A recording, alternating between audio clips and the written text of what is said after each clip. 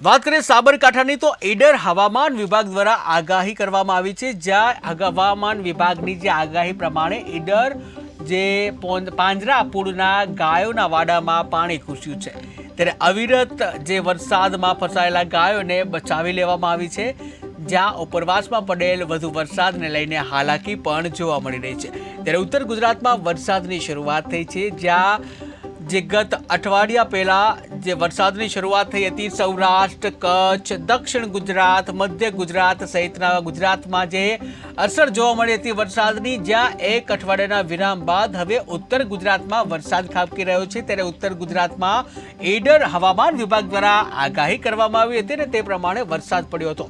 ત્યારે ઈડર પાંજરાપોળના જે ગાયોના વાડા છે, આ ગાયોના વાડામાં પાણી ઘૂસી ગયું હતું। ત્યારે અવિરત વરસાદમાં ફસાયેલી જે ગાય છે, ગાયોને બચાવી લેવામાં આવી, જ્યાં ઉપરવાસમાં પડેલ વરસાદને લઈને પશુપાલકો છે સાથે પશુઓને પણ હાલાકી થઈ રહી છે।